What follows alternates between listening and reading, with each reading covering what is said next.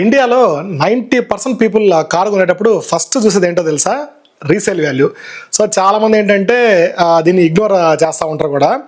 వాళ్ళు ఎవరంటే ఇంక తెలిసిందే కదా, స్టార్టింగ్లో కొనేటప్పుడు కొంచెం కారు గురించి నాలెడ్జ్ లేకుండా వేరే వాళ్ళ సలహాలు తీసుకొని మాకు ఫస్ట్ కారు కొనేటప్పుడు మంచి పవర్ కావాలి, దాని తర్వాత కొంతమంది ఏంటంటే ఫస్ట్ కారు కొంటున్నావు కదా, సేఫ్టీ అనేది చాలా ముఖ్యం అని చెప్పి వీళ్ళని కన్ఫ్యూజ్ చేసి పారేస్తున్నారు అనమాట. సో ఈ రోజుల్లో సేఫ్టీ అనేది ప్రతి కారులో ప్రొవైడ్ చేస్తున్నారు ఫ్రెండ్స్. మరీ లో బడ్జెట్లో ఉండే కొన్ని కార్లు ఉన్నాయి, వాటిలో పక్కన పెట్టేస్తే కొంచెం మిడ్ రేంజ్ బడ్జెట్లో ఉండే కార్లలో సేఫ్టీ థింగ్స్ అయితే ఖచ్చితంగా ఫాలో అవుతున్నారు.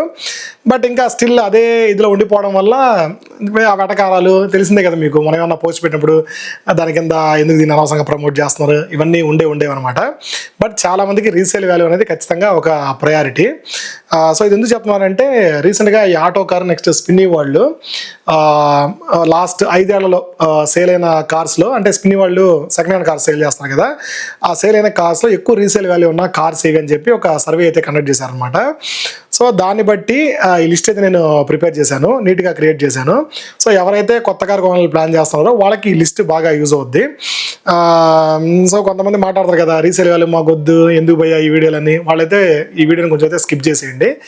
కావాలనుకున్న అయితే ఒక అనాలిసిస్ వైజ్ వీడియో కావాలనుకున్న మాత్రం ఖచ్చితంగా వీడియో లాస్ట్ వరకు స్కిప్ చేయకుండా చూడండి.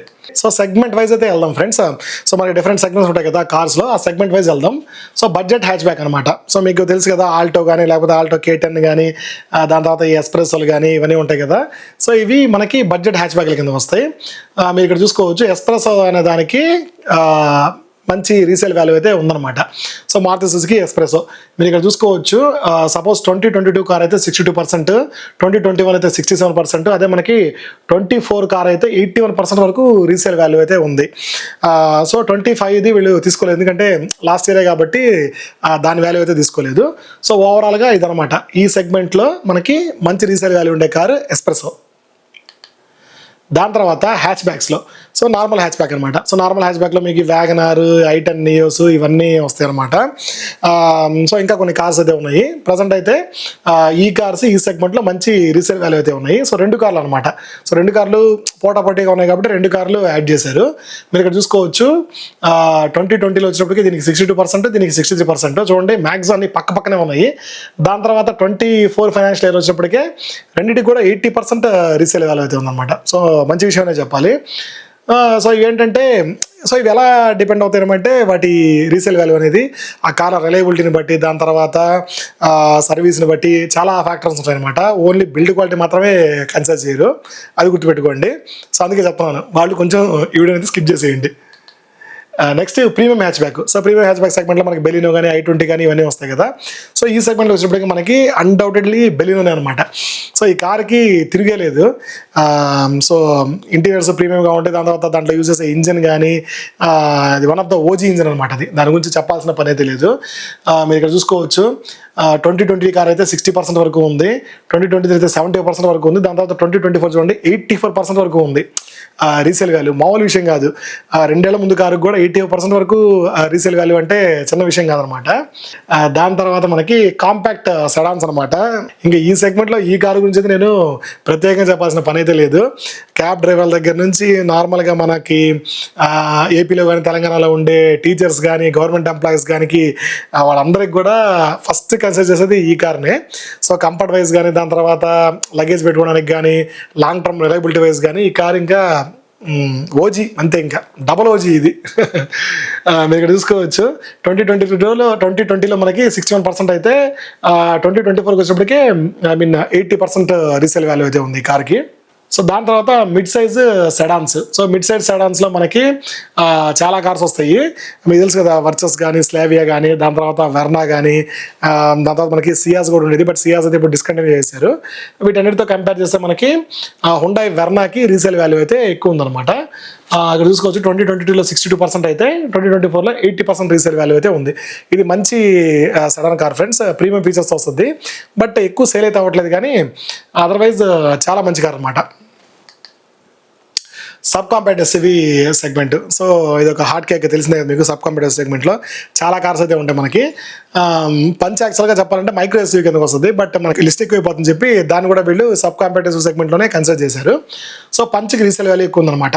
ఇప్పుడు చాలా మంది ఫీల్ అవుతుంటారు కదా ఈ కార్ లేదని చెప్పి, వాళ్ళైతే హ్యాపీగా ఫీల్ అవుతారు అనమాట ఇప్పుడు. సో నేను వెటకారం చేస్తాను అనుకోవద్దు ఫ్రెండ్స్, ఎందుకంటే నేను అన్ని కార్ల గురించి రివ్యూస్ చెప్తాను, మీకు తెలిసిందే అది. ఐ మీన్ నన్ను ఫస్ట్ నుంచి ఫాలో వాళ్ళకి తెలుసు. బట్ ఈ టాటా కార్ల గురించి నేను ఓపెన్గా చెప్తున్నాను. టాటా కార్ల గురించి ఏమన్నా మాట్లాడనుకోండి, చిన్న నెగిటివ్ పాయింట్ మాట్లాడినా కానీ కార్ లేని వాళ్ళు కూడా కొంచెం ఓవర్గా ఫీల్ అయిపోతారు అనమాట. చెప్పాలంటే సింపుల్గా దాని ఏమంటారు, రైమింగ్లో చెప్పాలంటే కార్ లేని వాళ్ళు కూడా కారు కూతలకు వస్తారు అనమాట. ఇంకా వాళ్ళ గురించి మాట్లాడాల్సిన అవసరం కూడా లేదు. కొంతమంది ఇష్టం వచ్చినట్టు బూతులు మాట్లాడడం ఏదేదో చేస్తూ ఉంటారు. ఇంకా వాళ్ళ విజ్ఞతగా వదిలేయాలి దాన్ని. వాళ్ళకి ఇంకా వాళ్ళ పెంపకం వాళ్ళు ఏందో ఇంకా వదిలేయాలంతే వాళ్ళు ఇంకా. సో మీరు ఇక్కడ చూసుకోవచ్చు 2021 పంచ్ కార్కి అయితే 64% వరకు రీసేల్ వాల్యూ ఉంది.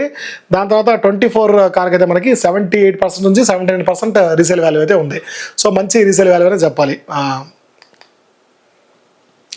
Next compact SUV segment. So ఇది కొంచెం నన్ను షాక్ చేసిందనే చెప్పాలి.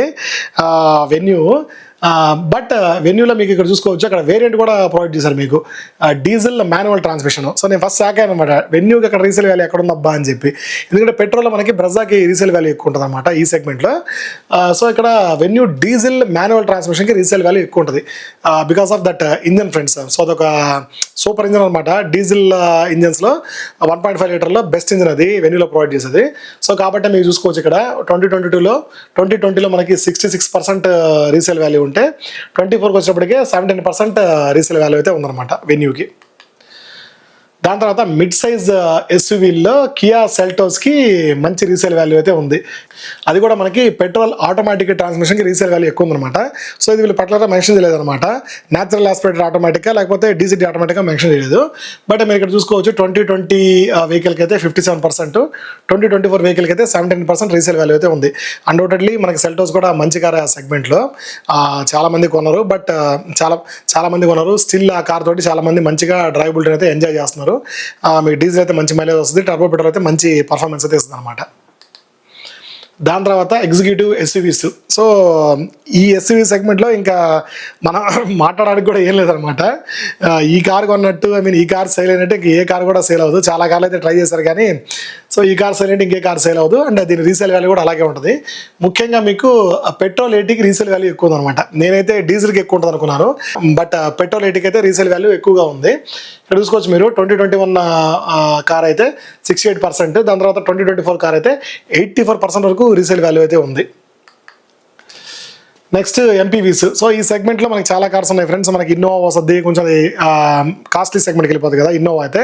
సో ఇన్నోవా ఉంది మనకి, నెక్స్ట్ ఎర్టిగా ఉంది, దాని తర్వాత మనకి కియా క్యారెన్స్ క్లావిస్ ఉంది, ఇవన్నీ కూడా ఉన్నాయి కదా. సో వాటన్నిటితో కంపేర్ చేస్తే ఇంకా చెప్పాల్సిన పని లేదు. ఈ సెగ్మెంట్లో కమర్షియల్ వైజ్ కానీ, దాని తర్వాత పెద్ద ఫ్యామిలీ ఉండేవాళ్ళు కానీ ఫస్ట్ ప్రిఫరెన్స్ ఎర్టిగానే ఉంటుంది. సో దానివల్ల దీనికి రీసేల్ వాల్యూ ఎక్కువ ఉంటుంది అనమాట. ఈవెన్ ఆ ఇంజన్ కూడా మనకి సేమ్ 1.5 న్యాచురల్ ఆస్పెక్ట్ ఇంజనే, రిలయబుల్గా కూడా ఉంటుంది కాబట్టి ఎక్కువ మంది దీన్నే కన్సిడర్ చేస్తారు. సో మీకు 2020 కార్ అయితే 63 నుంచి 65% వరకు ఉంది. అదే 2024 కార్ అయితే చూడండి 85 to 86% రీసేల్ వాల్యూ అయితే ఉంది. ఇంకా నేను మీకు చెప్పాల్సిన పని లేదు ఏ రేంజ్లో ఇది రీసేల్ వాల్యూ ఉందో ఈ కార్కి. సో అది ఫ్రెండ్స్ ఓవరాల్గా లోయర్ సెగ్మెంట్ అయిన హ్యాచ్ బ్యాక్స్ నుంచి హైయర్ సెగ్మెంట్ అయిన ఎంపీస్ వరకు మొత్తం అయితే కవర్ చేశాను. సో ఈ టాపిక్ మీకు ఇంట్రెస్టింగ్గా అనిపించి ఉంటుంది అనుకుంటున్నాను. సో ఎవరైనా కొత్త కార్ కొనాలని ప్లాన్ చేసే వాళ్ళకి ఈ వీడియోని తప్పకుండా షేర్ చేయండి. అండ్ మీకు కూడా ఒక ఐడియా ఉంటుంది కదా, సపోజ్ మీ దగ్గర ఈ కార్లో ఏదో ఒకటి ఉండి మీరు రీసేల్ చేయాలనుకుంటే సో మీకు కూడా యూజ్ అవుద్ది. సో సేవ్ చేసుకోండి, లైక్ చేయండి, వీలైనంత షేర్ చేయండి. అండ్ ఇంకా అలాంటి అనాలిసిస్ బేస్డ్ వీడియోస్ కోసం మన ఛానల్ని తప్పకుండా సబ్స్క్రైబ్ చేసుకోండి.